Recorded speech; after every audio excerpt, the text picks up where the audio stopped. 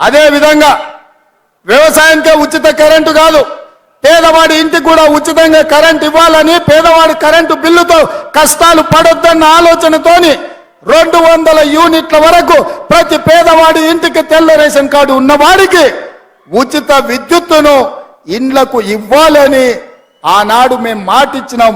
వారం రోజుల్లోనే ప్రతి పేదవాడి ఇంటికి 200 యూనిట్ల వరకు ఉచిత కరెంట్ ఇవ్వాలని ఇవాళ మన ప్రభుత్వం నిర్ణయం తీసుకుంది. పెద్ద ఎత్తున చప్పట్లు కొట్టండి అని చెప్పి మా కొడంగల్ ప్రజల్ని నేను కోరుకుంటున్నా. మిత్రులారా, ఇచ్చిన 6 గ్యారెంటీలలో 4టిని అమలు చేస్తున్నాం. రాబోయే రోజుల్లో రైతు రుణమాఫీ విషయంలో, రైతు భరోసా విషయంలో ప్రతి రైతును ఆదుకునే బాధ్యత మీకు. ఆల్రెడీ రైతు బంధు పథకం మీ ఖాతాలలో వేస్తున్నాం. వచ్చే నెల 15 తారీఖు లోపల అందరికీ రైతు భరోసా, రైతు బంధు చేరుతుంది. ఏ ఒక్క రైతుకు బకాయి లేకుండా పూర్తిగా మీకు డబ్బులు ఇచ్చే బాధ్యత మన ప్రభుత్వం తీసుకుంటుంది. రాబోయే తొందరలోనే మంచి రోజులు రాబోతున్నాయి. రైతులకు మాట ఇచ్చిన ప్రకారం మీ 2 లక్షల రూపాయల రైతు రుణమాఫీ చేసే బాధ్యత,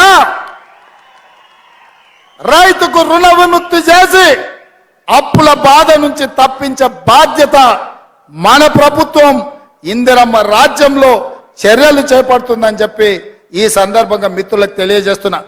మిత్రులారా, ఈరోజు ఆర్టీసీ బస్సులో మహిళలకు ఉచితంగా ప్రయాణం జరగాలన్నా, రాజీవ్ ఆరోగ్యశ్రీలో 10 లక్షల రూపాయలు మీకు పరిహారం రావాలన్నా, 500 రూపాయలకే సిలిండర్ రావాలన్నా, 200 యూనిట్లు ఉచిత కరెంటు రావాలన్నా, రైతులకు 2 లక్షల రూపాయల రైతు రుణమాఫీ జరగాలన్నా మనం ఏం చేయాలి మిత్రులారా?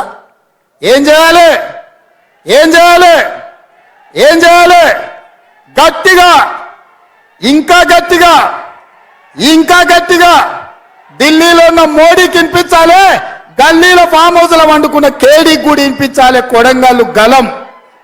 అందుకే మిత్రులారా, రాబోయే పార్లమెంటు ఎన్నికల్లో 14 పార్లమెంటు సీట్లను ఈ తెలంగాణ గడ్డ మీద నుంచి గెలిపించాలి.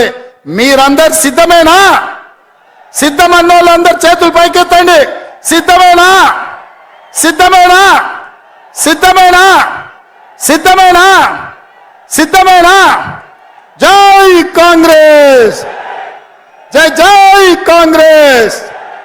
మిత్రుడు సోదరుడు వంశీచంద్రెడ్డిని ఆశీర్వదించాల్సిందిగా ఈ కొడంగల్లో 50,000 దగ్గకుండా ఆ పైన మెజార్టీ ఇవ్వాల్సిందిగా కోరుకుంటూ మీ బిడ్డగా ఎప్పుడు మీ గౌరవాన్ని నిలబెట్టే విధంగా ప్రయత్నం చేస్తా.